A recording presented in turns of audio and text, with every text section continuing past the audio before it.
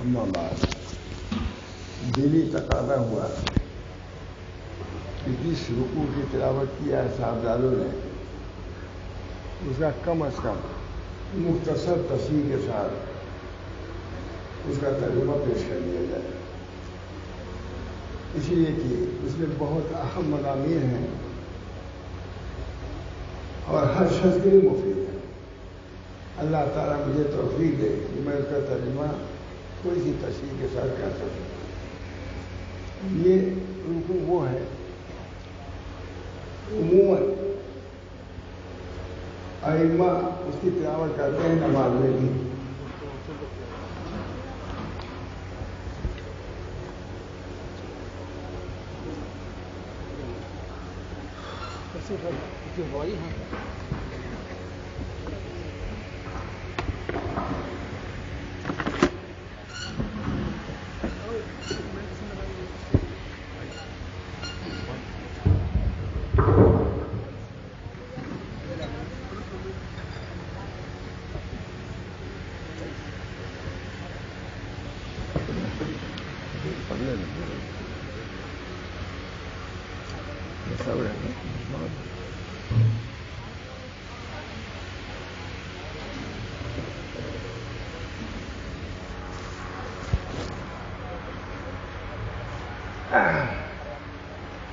دینی تقاضے کے مطابق میں یہ عمل کرنے جا رہا ہوں۔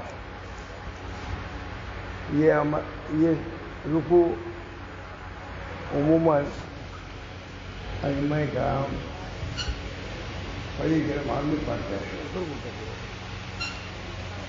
حضرت معاذ شاہ رسول اللہ صلی رحمۃ اللہ علیہ جب تشریف لانے گئی تھی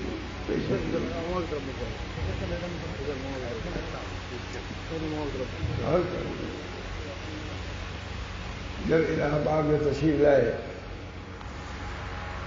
تو وہاں امام مسجد کے عموماً یہ رکوع پڑھتے تھے، تو حضرت ہمارے کہتے تھے کہ پڑھتا تو ہے لیکن سمجھتا نہیں، بڑا شکایت کے عجیب انداز تھا، قرآن سے خاص مناسبت، علوم و معارف سے خاص قرآن ان کو مناسبت تھی۔ حضرت تھانوی نے بھی تعریف کیا ہے بہت، رسول اللہ کو بہت زیادہ بھائی یہ جب رکوع پڑھا تو میں نے سنا فرماتے تھے کہ عجیب پڑھتا تو یہ سمجھتا نہیں، کہیں ادھر آئے ہیں یہ سمجھتا بھی نہیں۔ اس بنا پر میرے دل میں دائیا جذبہ ہوا کہ ہم لوگوں نے سنا، ہم لوگ بھی سمجھتے نہیں رہے، یہ سمجھے نہ ہم سمجھے۔ انہوں نے کہا کم سے کم ترجمہ کر دیں تاکہ سب لوگ کچھ کچھ سمجھ لیں۔ دیکھیے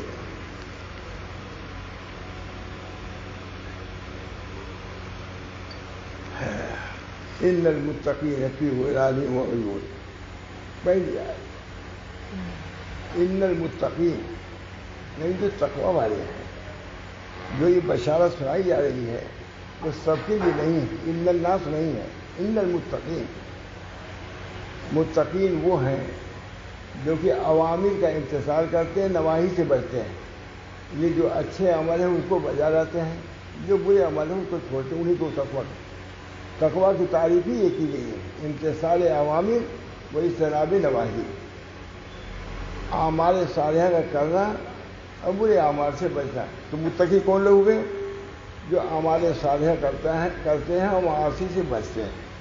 اللہ تعالیٰ نے ان المتقین فی ظلال و عیون وفواکہ مما یشتہون، ایسے پھل ہوں گے جو وہ چاہیں گے، یشتہون جو وہ چاہیں گے ویسے پھل ہوں گے۔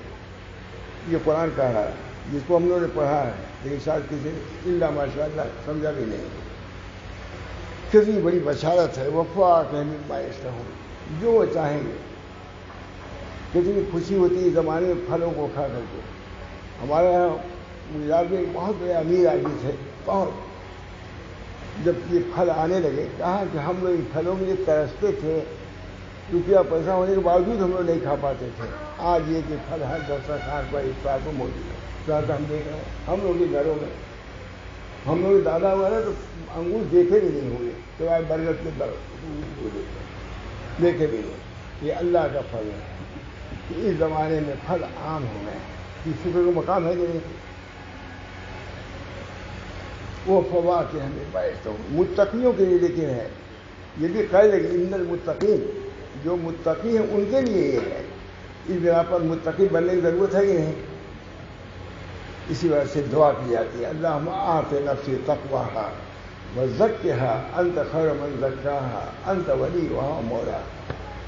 اے اللہ ہم کو تقویٰ دیجیے، جب تقویٰ پر منحصر ہے پھلوں کا کھانا، پھر تقویٰ کی سعادت ہم کو بخش دیجیے، ہم کو نیک اعمال کی توفیق دیجیے، برے اعمال سے بچنے کی توفیق دیجیے۔ یہ سب قرآن کہہ رہا ہے، اسی میں ترجمہ کر رہا ہوں، وہ تقویٰ نہیں ہے۔ وفواک کلوا واشربوا ہنیئا بما کنتم تعملون، خوب ہنیئا رستے بچتے کھاؤ جو عمل کرتے تھے۔ لیکن کھانے میں یہ نہیں کہ تھوڑا جیسا چاہو کھاؤ، مزے لے لے کے کھاؤ، یہ ہنیئا کا مطلب ہے، دیکھ لیجیے گا ہنیئا کی ترجمہ رستے بچتے ترجمہ کیا ہے، لیکن خوب جیسے کھایا جاتا ہے مزہ لے لے کر کے، کوئی نئی غذا آتی ہے، کوئی نئی چیز ہے پک جاتی ہے تو ہے بھاجی وغیرہ مزے لے لے کے آدمی کھاتا ہے، ابھی آؤ کھاؤ، یہ بڑا عمدہ ہے، کھاتے ہیں۔ اب تو بازاروں میں کیا کھاتے رہتے ہیں، پورا کھانا پینا چھوڑ رہے تو اسی کے اوپر ہے۔ بہرحال ان المتقین وکنتم فی ظلال انا کذالک نجزی المحسنین، کیا ہم اسی طرح جو نیک عمل کرتے ہیں اسی جزا دیا کرتے ہیں۔ کیسا وعدہ اللہ فرما رہا ہے، تعریف بھی کر رہا ہے، اپنے دینے کی تعریف، اپنی چیزوں کی تعریف اللہ کر رہا ہے۔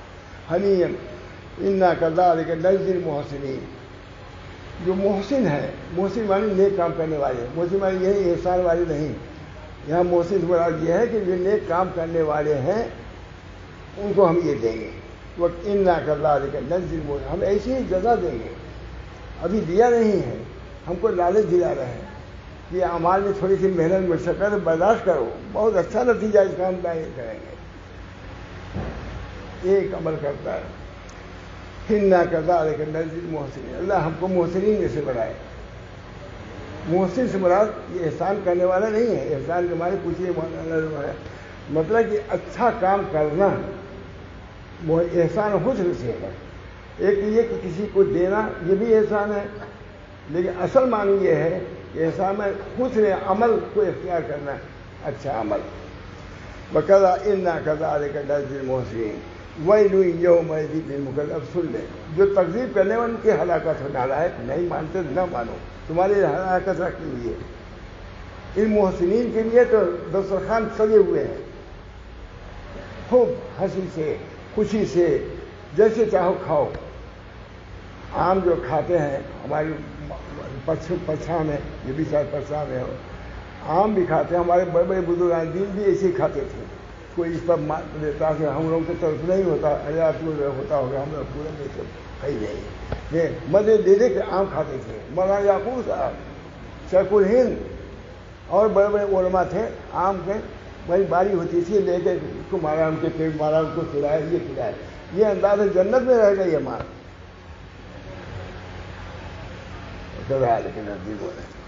وَيْلٌ يَوْمَئِذٍ، مگر ہلاکت ہے ان لوگوں کی جو اس کی تکذیب کرتے ہیں۔ ہلاک اس کے ساتھ ساتھ یہ بھی ہے، متقین کے لیے تو یہ ہے اور منکرین کے لیے یہ ہے۔ کُلُوا وَتَمَتَّعُوا قَلِيلًا إِنَّكُم مُجْرِمُونَ، کھاؤ اور پیو، اس وجہ سے تم مجرم ہو، کھاؤ اور پیو تھوڑا، تم مجرم ہو، اور مجرمین کا بیان آ گیا۔ اس پر ہمارے حضرت ماشاء رسول اللہ صاحب ایک واقعہ بیان کرتے تھے۔ حضرت نظام الدین اولیاء، کون نہیں مانتا ان کو، سبھی لوگ مانتے ہیں، اولیاء ان کو کہا جاتا ہے۔ ان کا یہ حال تھا کہ جب کھانا آتا تھا تو یہ آج پڑھتے تھے، کھاؤ پیو تھوڑا مجرم ہو، اے اللہ میں مجرم ہوں۔ حضرت نظام الدین اولیاء کھانا آتا تھا، اچھا کہتے ہم مجرم ہیں، ہم کو مجرم کہا جا رہا ہے، کھا کے روتے تھے کھانا واپس کر دیتے۔ اِنَّا كَذَلِكَ، یہ وَتَمَتَّعُوا قَلِيلًا إِنَّكُم مُجْرِمُونَ، اللہ تعالیٰ کہتا ہے کہ تم مجرم ہو، اس وجہ سے کھاؤ پیو سمجھ کر کے، رو اپنے اعمال پر۔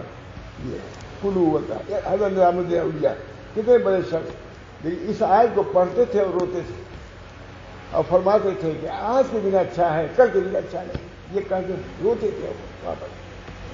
ہم نے سوچتے خوب ان کے یہاں دسترخوان رہتا کھاتے پیتے تھے. یہ بھی حال چلتا ہے, یہ بھی حال پیدا کرنا چاہیے نہیں. کھاؤ پیے سوچ کر کے کہ ہم اس لائق نہیں ہیں, اللہ تیری نعمت ہم کھا رہے ہیں, اللہ ہم کو شکر کرنے کی توفیق دے. انا کذالک تو ہم بھی کھائے. حضرت نظام الدین یہ آیت پڑھتے تھے, کہتے ہیں ان کھاؤ پیو تھوڑا, تم مجرم ہو. حضرت نظام الدین اولیاء, ہم تو اولیاء کہہ رہے ہیں اور وہ اپنے کو مجرم کہہ رہے ہیں. طریق یہی ہے. اللہ ہماری تعریف کرے, ہم اپنی بے بسی کو, اپنی ابدیت کو, اپنے گناہوں کو پیش نظر رکھیں. یہ ابدیت کا تقاضا ہے اور نعمتوں کو دینا یہ ربوبیت کا تقاضا ہے. رب کہتا ہے کہ تم کھاؤ پیو, اور بندہ کہتا ہے ہم مجرم ہم کیسے کھائیں. یہ طریق ہے, یہ تصوف ہے, یہ سلوک ہے, یہی سکھایا خدا نے. سب کچھ ہونے کے باوجود اپنے گناہوں کا استحضار, اپنے کمیوں کا استحضار ہونا چاہیے. مجھے وہی یوم للمکذبین. پھر فرما رہے ہیں ہلاکت ان لوگوں جو تکلیف کرتے ہیں. ایسی آیتیں اللہ وعدہ کر رہا ہے, اس کو تکلیف کر رہے ہو, نالائق تمہارے یہاں ہلاکت ہو, یہ بولتے ہی نہیں. یہ سی انداز کی آیت پوری سورت. وَإِذَا قِيلَ لَهُمُ ارْكَعُوا لَا يَرْكَعُونَ. ایسے نالائق ہیں, یہ ان سے کہا جاتا ہے کہ رکوع کرو تو رکوع نہیں کرتے.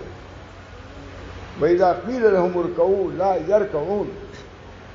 جب ان سے کہا جاتا ہے کہ رکوع کرو, رکوع بھی سجود ہی کی طرح ہے. جیسے تعظیم سجود میں ہے ویسے رکوع میں بھی تعظیم ہے. حضرت مریم کہتے ہیں وَارْكَعِي مَعَ الرَّاكِعِينَ. رکوع بھی, رکوع کا اس بنا پر لکھا ہوا ہے کہ لوگوں کے سامنے مسافہ کرنے میں رکوع جیسی کیفیت نہ بناؤ. جیسے سجدہ کرنا منع ہے, یہ بہت خاص مسئلہ ہے مولانا, اس فقہ کی کتاب میں مذکور ہے, اور لکھا ہے کہ الناس منہ غافلون, لوگ اس سے غافل ہیں. چاہتا حضرت تھانوی کے یہاں کوئی مسافہ جھک کے نہیں کرتا تھا, کھڑے ہو کرو. رکوع بھی یہ میرا اعمال تعظیم کے اور عبادت کی شان اس کے اندر ہے. جس طرح سجود منع ہے اسے رکوع بھی منع ہے. دیکھیے کتاب فقہ کتاب میں دیکھیے مراکز پڑھا ہوا ہے, لکھا ہوا ہے. اور یہ بھی لکھا ہوا الناس عنہ غافلون, لوگ اس سے غافل ہیں. ناس کا مولوی لوگ غافل ہیں, مولانا لوگ غافل ہیں. مسئلہ معلوم ہی ہے. کہتے ہیں وَإِذَا قِيلَ لَهُمُ ارْكَعُوا لَا يَرْكَعُونَ وَيْلٌ يَوْمَئِذٍ لِّلْمُكَذِّبِينَ. ویل ہے ان لوگوں کے لیے جو تکذیب کرنے والے ہیں. بڑا بار بار کہا کتا کی. اور آگے والی آیت مانا رہا فَبِأَيِّ حَدِيثٍ بَعْدَهُ يُؤْمِنُونَ. حضرت کے مجلس میں ایک قرآن لے کے بیٹھے کھڑے ہوئے اسی بیٹھے سے, اور کہا خدا کر رہا ہے کہ اب بتاؤ کس بات پہ ایمان لاؤ گے. بار بار مجلس میں برکو, اب کس بات پر, جب قرآن تمہارے سامنے رکھا گیا, جب اس کو تم تسلیم نہیں کرتے تو اب کس بات پر ایمان لائے گے. یہ قرآن ہے, بڑا بار پڑھتے تھے. تو ابھی آج مجھے یاد آئے گا, مجلس ان کی یاد آئے گی. فَبِأَيِّ حَدِيثٍ بَعْدَهُ يُؤْمِنُونَ. اب اس بات کے بعد کس چیز پہ ایمان لاؤ گے. کون سا ہم قرآن میں آ رہے ہیں تمہارے پاس. خدا کہہ رہا ہے کہ ہم کون سا کلام میں آ رہے ہیں تمہارے. جب تم بالکل ہر دھرم ہو گئے ہو, ضدی ہو گئے ہو, اب دوزخی میں جانا چاہتے ہو جاؤ, اب ہم دوسرا کلام نہیں آئیں گے. قرآن لے آ دیا, یہی رہے گا, اس کے علاوہ کوئی قرآن نہیں آ سکتا. میں سمجھتا ہوں کہ برابر زندگی میں کہتے ہی رہ گئے قرآن. دیکھو یہ ہے قرآن. فَبِأَيِّ حَدِيثٍ بَعْدَهُ يُؤْمِنُونَ. اللہ نے مجھے بھی یہ شرف دیا ہے کہ آج میں خطاب کر رہا ہوں. میں نے کہاں موقع تھا, اب تو نہیں موقع ملا کہیں کا نہیں. یہ آپ کی برکت سے حاصل ہو گیا. یہ مجلس نہایت مبارک مجلس ہے, بہت سے احکام معلوم ہوئے. یہ فبأي کس بات پر ایمان لاؤ گے. بات قرآن کی سب بات قابل عمل ہے. یہ نہیں کہ چند چیزیں آپ نے لے لیا اور قرآن پر عمل ہو گیا. جتنے اعمال ہیں, جتنے کمال کے اعمال ہیں, طاعت کے اعمال ہیں, اخلاق کے اعمال ہیں, ان سب کو لاؤ تب صحیح معنی میں تم مومن ہو گئے. مومن کے لیے تمام قرآن پر عمل کرنا ضروری ہے. یہ اللہ معاف کر دے, ارادہ تو ہم کریں. اللہ تعالیٰ اس نیت کا بھی ثواب دے گا کہ انشاءاللہ ہم قرآن کے ہر معنی کو سمجھیں گے اور ہر حکم پر عمل کریں گے. آج یہ عمل کر لیں انشاءاللہ العزیز, آج یہ مرے سیدھے جنت میں جائیں گے انشاءاللہ العزیز. عمل نیت المومن خیر من عملہ. مومن کی نیت اس کے عمل سے بھی بہتر ہے. عمل تو نیت تو کرے کہ ہم قرآن پر عمل کریں گے. کوئی کرو نہیں سکتا کیسا آدھا تہائی 10واں سوا بھی نہیں کر سکتا, لیکن نیت یہی ہونی چاہیے. الیوم اکملت لکم دینکم واتممت علیکم نعمتی ورضیت لکم الاسلام دینا. ہم اسلام سے راضی ہو گئے, ہمیں دین کی تکمیل کی کر دیا, ہم نے عقائد کی بھی تکمیل کیا, اخلاق کی تکمیل کیا, معاملات کی تکمیل کیا, معاشرات کی تکمیل کر دیا. کوئی مسئلہ ایسا نہیں ہے معاشرتی, نہ معاملتی, نہ عقیدہ کا, کہ جس کے حضور صلی اللہ علیہ وسلم نے تشریح کیا ہے, لیکن اللہ نے کلی طور پر سب بیان کر دیا. بس وہ تو ضرورت اسی بنا پر اس کو وہ تشریح کرے, بس تنفیذ نہیں کر سکتا رسول بھی, تنفیذ صرف خدا کرے گا. رسول کے ذمے ہے کہ اس کی تشریح کرے اور اس پر عمل کرائے, بس یہ ہے. اور یہی علماء کا کام ہے. بس وہ باتیں بیان تو کریں گے کیا ہم کو کرنا ہے کیا نہیں کرنا ہے, بیان ہی نہیں کرتے ہم. بہرحال فبأي حدیث بعدہ, یہ آیت بہت پڑھتے ہیں. فبأي حدیث بعدہ, بتلاؤ قرآن دیکھ کرتے بتلاؤ. اب اس پر نہیں عمل کرے ہوئے کس پر عمل کرے, یہ ہاتھ اس طرح کرتے ہیں. یہ قرآن اسی بنا پر اللہ تعالیٰ نے ان کو مرجو خراج بنا دیا. تمام علماء چاہے کوئی بھی یہ سب بیٹھے رہتے تھے, وہاں علی میاں ایسے بیٹھے رہتے تھے کہ اور یہی کرتے تھے. فبأي حدیث, اب کس پر ایمان لاؤ گے, اب کب عمل کرو گے. سب رہتے تھے. آپ معلوم ابھی بتلایا انہوں نے, ہمارا علی میاں بیٹھے, اس سے ہم لوگوں کو بھی معلوم ہوگا کچھ نہ کچھ. تو ہم مرجو العلماء ماشاء اللہ صاحب ہوئے. علامہ ان کا استاد آ گیا ہمارے سامنے. استاد علامہ ابراہیم سب کے استاد سے قاری طیب صاحب کے, حضرت شاہ رسول اللہ صاحب کے, ان کے سب کے. وہ دیوبند سے آئے کہ میرا شاگرد اصلاح کا ہے کہ میں اس کی خدمت میں جاؤں. یہاں سے آئے, رجوع ہوئے, میں درمیان میں واسطہ تھا, بار بار میں واسطہ تھا. الحمدللہ ہم لوگ ان سے ملتے ڈرتے تھے کہ جیسے میرے عالم سے معلوم کیا مسئلہ پوچھ لیں, کیا کریں. کئی صاحب وغیرہ بہت لحاظ ہو جاتے تھے ان کے پاس, سب لکھا ہوا ہے. بہرحال اتنے بڑے عالم آئے پھر قرآن کی وجہ سے ہم سمجھتے ہیں حضرت کی عزت بڑھی. قرآن پر جتنا بحث انہوں نے کیا شاید میں سمجھتا ہوں کہ بہت کم انہوں نے کیا قرآن سے.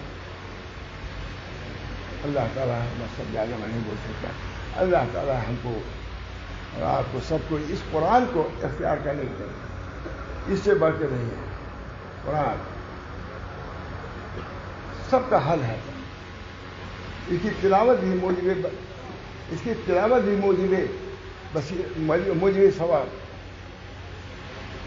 اس کا سمجھنا بھی, سمجھنا فہم قرآن بہت بڑی دولت ہے. فہم قرآن بہت بڑی. اللہ ہم کو فہم قرآن کی دولت سے نوازے.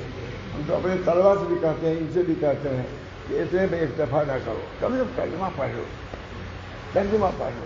ترجمہ پڑھنے میں کوئی نہیں, صرف بہانہ یہ ہے کہ ترجمہ نہ پڑھو, ترجمہ نہ پڑھو, نہیں سمجھ جائے. کیا نہیں سمجھ جائے گا؟ اللہ نے کہا کہ آسان ہم نے کیا, اور تم کہتے ہو مشکل ہے, مجھے ہر یہ آنا مت, یہ کرے.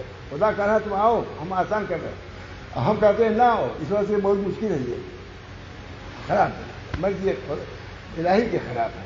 بہرحال اللہ تعالیٰ مجھے بھی توفیق دے. اور میں پہلے تو ایسا میں, لیکن اب میں سمجھتا ہوں یہ خوش نصیبی تھی کہ میں اس مسجد میں بیٹھا کہ بہت سے عملی چیزیں بھی سمجھ میں آئیں اور کوتاہی بھی اپنی معلوم ہوئی. اللہ تعالیٰ مجھے ہم سب کو اپنے کوتاہیوں کو دور کرنے کی توفیق فرمائے اور آگے بڑھنے کی قرآن ہی سے بڑھے گا. اللہ تعالیٰ ہم سب کو توفیق کلی عطا فرمائے کہ ہم اپنے بچوں کو بھی قرآن پر لائیں. قرآن سے بڑھ کے کوئی مذکر نہیں. ابھی میں نے دیکھا کتاب میں قرآن سے بڑھ کے کسی سے تذکیہ نہیں ہو سکتا.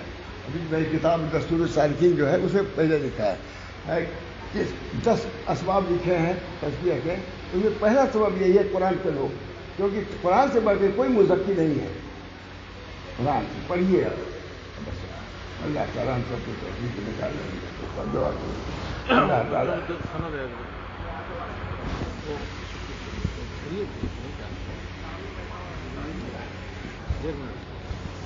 چند دو چار اشعار ہیں وہ پڑھیں گے. ہاں اس کے بعد آپ پڑھ دیجیے, اعلان کر دیجیے قاری صاحب. اس کے بعد سامعین کرام, میں بڑے ادب و احترام کے ساتھ شاعر اسلام حضرت قاری محمد زاہد صاحب کی دعوت دوں گا کہ تشریف لائیں اور پیش فرمائیں. اس کے بعد بچوں کو اس طرح پیش کیا جائے گا. آپ